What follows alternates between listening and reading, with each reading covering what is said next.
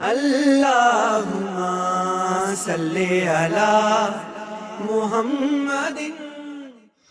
اللہم فقہنا فی الدین، اللہم انی اسألک علما نافعا وعملا متقبلا ورزقا طیبا، آمین یا رب العالمین۔ السلام علیکم ورحمۃ اللہ وبرکاتہ۔ ہم انشاءاللہ تعالی آج حدیث نمبر 13 پڑھیں گے، اور ہماری آج کی حدیث کا ٹاپک ہے جمعے کے دن کی فضیلت، جمعہ قیامت کا دن۔ ترجمہ دیکھتے ہیں۔ سیدنا ابو ہریرہ رضی اللہ تعالی عنہ سے روایت ہے، رسول کریم صلی اللہ علیہ وآلہ وسلم نے فرمایا، بہترین دن جس پر سورج طلوع ہوتا ہے جمعے کا دن ہے۔ اسی دن آدم علیہ السلام پیدا کیے گئے، اسی دن جنت میں داخل کیے گئے، اور اسی دن جنت سے نکالے گئے۔ یہ صحیح مسلم کی حدیث ہے 1976۔ جمعہ کے دن تمام دنوں میں افضل ترین دن ہے۔ یہ دن بہت برکت اور فضیلت والا ہے۔ یہ دن اللہ تعالیٰ نے خاص طور پر ہم مسلمانوں کے لیے چوز کیا ہے۔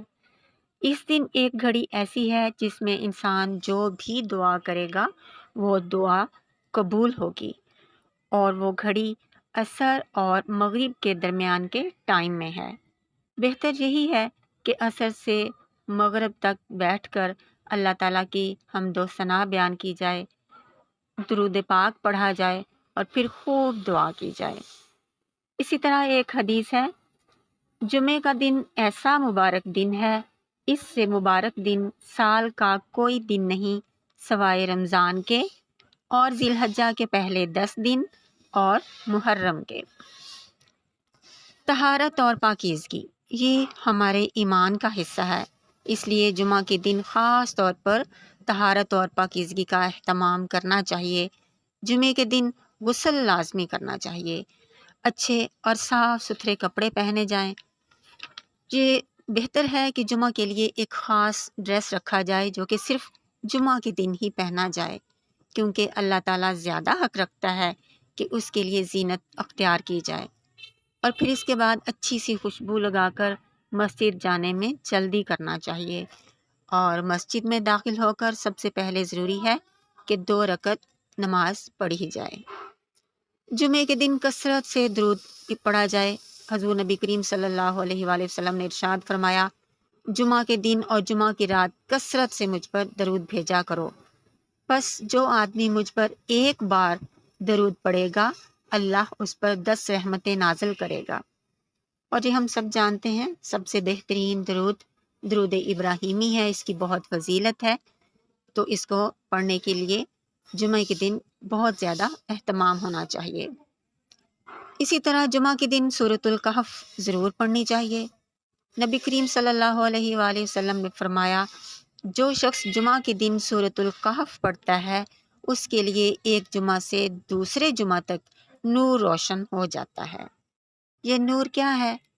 یعنی اس کا مطلب ہے اس کے عمل میں روشنی، اس کی فکر میں روشنی، اس کے گھر میں روشنی، اور اس کی زندگی میں روشنی پیدا ہو جاتی ہے۔ اور جب اللہ کی طرف سے نور مل رہا ہو، روشنی مل رہی ہو، تو خود کو اس سے محروم نہیں رکھنا چاہیے۔ حضور نبی کریم صلی اللہ علیہ وآلہ وسلم کا ارشاد ہے، کوئی پیغمبر ایسا نہیں آیا جس نے اپنی قوم کو دجال سے نہ ڈرایا ہو، لیکن جو سورۃ الکہف پڑھتا ہے اللہ تعالیٰ اسے دجال کے فتنے سے محفوظ رکھے گا۔ جمعے کے حوالے سے ایک بات اور وہ یہ کہ جمعہ کے دن روزہ نہیں رکھنا چاہیے۔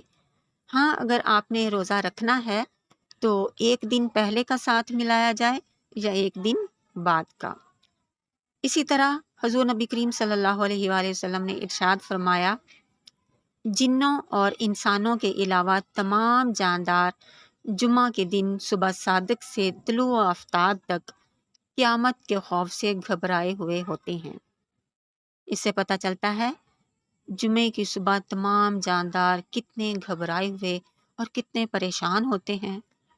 صبح ہوتے ہی اللہ کی تسبیح میں وہ مصروف ہو جاتے ہیں، مگر افسوس ہم انسان ان سب باتوں سے بے پرواہ آرام سے سو رہے ہوتے ہیں۔